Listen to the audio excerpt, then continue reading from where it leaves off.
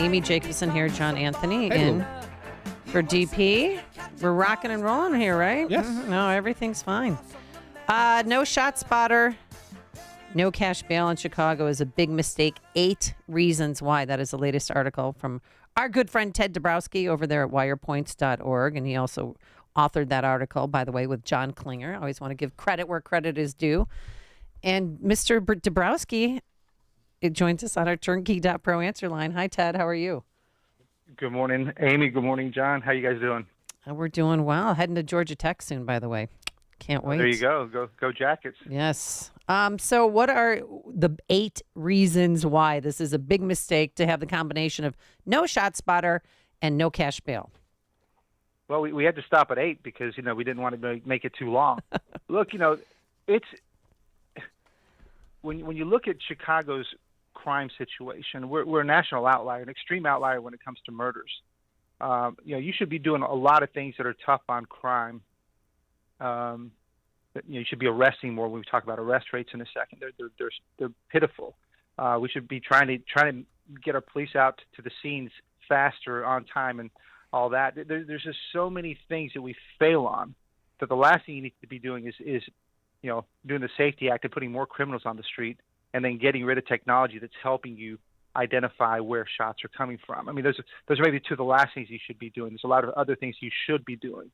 And so when you look at, leading the country in murders, that right there should tell you that you need to, and you've been doing it for 13 years in a row, it's time to do something different. So, fact number 1 that we put in there is, we have a 9% decline in murders this year, and people are acting like that's good. But you have to know what's happening in the rest of the country. Jacksonville is down 48%. Philadelphia down 43%. New Orleans down 40%. Baltimore down 30%. I mean, we have massive declines. If the Safety Act hadn't been passed, would we be having, even fewer murders? That's question number 1. And then, just so you know, have you heard of Brandon Bodies? CWB is now, no, they're now going to be listing all the Brandon Bodies, people that would have been saved by ShotSpotter. Well, we have number 1, Brandon Body number 1. Less than 24 hours, this is from CWB, less than 24 hours after Chicago ended its relationship with ShotSpotter, a Chicago police officer found a woman shot and critically injured on a South Side street previously served by the gunfire detection system. Nobody called 911 to report hearing gunshots in the area, and no one called to report a shooting victim. Wow. A CPD sergeant came upon the 30-year-old woman on the sidewalk in the 7700 block of South Dobson around 9:15 p.m. She had suffered 2 gunshot wounds to her leg and was taken in critical condition to the University of Medical Center. So these Brandon Bodies, they're going to start piling up. Wow. And why? Well, because he had made a campaign promise that he would end ShotSpotter? Well, he doesn't like the politics of it. What's amazing is a lot of people are saying that those things are racist. These what he calls a walkie-talkie on a pole. He says they're racist and they're heavily located in black and in brown areas. And well, somebody should tell the mayor that that's where all the victims are. Right. Right. So if you want to help people, and we have that as one of our 8 facts is, there's 95% of homicide victims are black or Hispanic.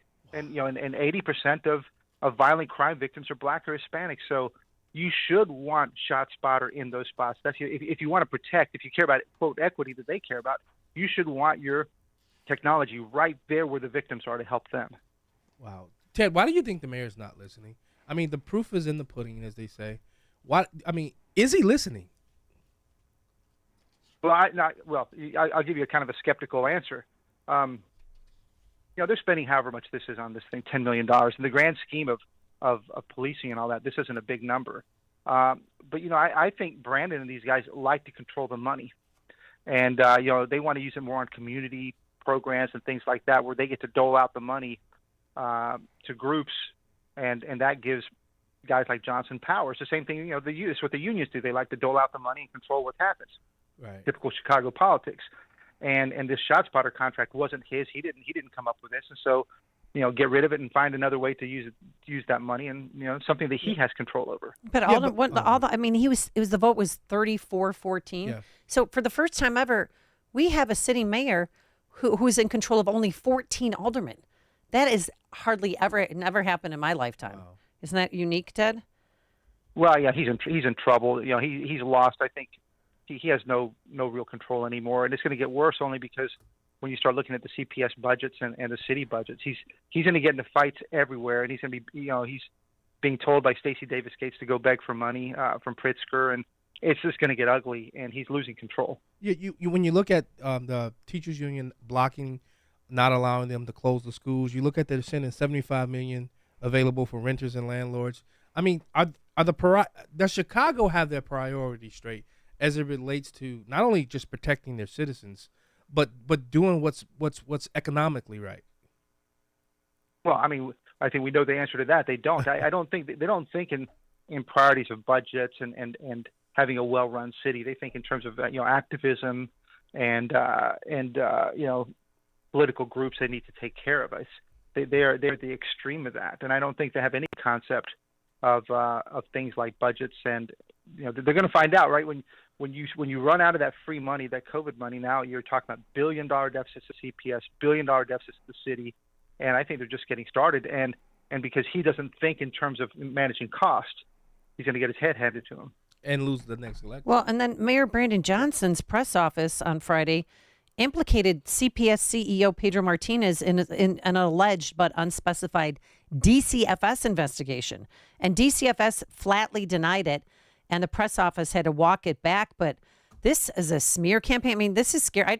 Gave him some unsolicited advice. Watch when you start your car or when you walk across the street. But Mayor Johnson cannot fire Pedro Martinez. He's asking him to resign. So it's the Chicago School Board, right? They can fire him? Yeah, the school board, right. Yes. Of course, the mayor would have to fire all the school board members if needed to.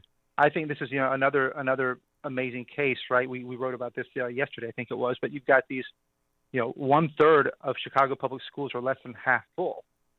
Some of them are very empty, right? A lot of them are 5 and 10, 15% capacity. So, this is hurting. Of course, it hurts kids because these schools are not good. And most of them kids can't read at all. They spend a dramatic amount of money, and they should be closed. And it'd also be good for the union to have less schools. They want more librarians, they want more nurses, and they want all kinds of workers in schools. They would maybe be able to achieve that if there were a lot fewer schools. But when you have that many schools and many of them empty, it becomes really hard, to give them what they want. And so, they in theory should want fewer schools, better staffed, and of course, ones where they start focusing on reading again because kids can't read. I mean, you look at the statistics; it's beyond dismal and beyond sad. Amy, what was the teacher to student ratio you said that was in some of these schools? Oh, I mean, well, Ted knows. I got the information from Ted, but Okay. CVC, where you went, CVS. Well, it's CVCA now. CVCA, You're yes. Right. How many people are in? There was at one point in time had 4,000 students. Correct. And now they're down to what? Less than 600, Ted? I can't remember which one that one was, but yeah, you'll have in some of these schools you'll have almost one employee, one staff for one student, and in some of them it's two.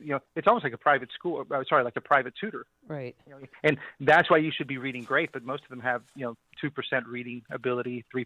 It's okay, Ted, help lunacy. Help me understand how that happens. You have a facility, and I don't know how much it costs to run a school in the Chicago neighborhood, but you have how many of them? They want 100. Is it 100 schools about 100, yes. that they want to close? 100 are on Martinez's list. Mm-hmm. Now I don't know how much it costs to operate each school, but do you know what that savings would be? Oh, it's about 30 to 40 grand, a school. I mean, even the CPS's own numbers for Douglas Academy, which is 1,000 capacity, has only 35 students. Oh my gosh. So it's 4% utilized. It based on CPS numbers is $68,000 per student. Wow. And not a single kid, 0% of kids can read at grade level. Would that mean that some of these teachers would lose a job, or would they just transfer to the other schools? Is that what is the CTU's beef against closing schools? Well, the thing is that these are still jobs, right? Yeah. And you have administrators, right? When you keep a school open, it's right. Obviously, you have principal, you have assistant principals, and some of these schools have that, by the way, with just so few students.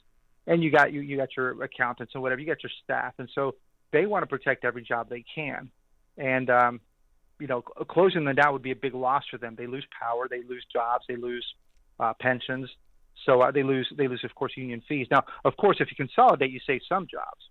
Mm-hmm. But it's obvious that some of these schools could be just shut down, and the kids, you could take 35 kids from Douglas and put them in another school, and get rid of the whatever 40 employees you have at Douglas. And thank goodness, WGN News, they got an exclusive report for some Chicago public school teachers who work in these communities where migrants are, because we have 50,000 new neighbors, by the way. They were told by school administrators to give migrant students passing grades last year. Here's a teacher who spoke under just hid their identity. Yeah. We were given a training about how to handle all of our newcomers to our school. And towards the end of the session, someone did ask the question, what are we supposed to do about grades? At that time, we were informed by administration that we were supposed to give the students passing grades. And some of them, they don't even speak English, and they weren't finishing any homework assignments because they don't speak English, and they gave them passing grades. Any surprise there? No, so I'm not surprised by anything anymore. Now and I'm sure it's true that's happened. But what should be the news for all these other, for the rest of the press is that this happens every day with blacks and Hispanic students. They just pass them, and I guess some whites too. They just pass them. They move to the next grade. Look, we're looking at the reading results in these schools.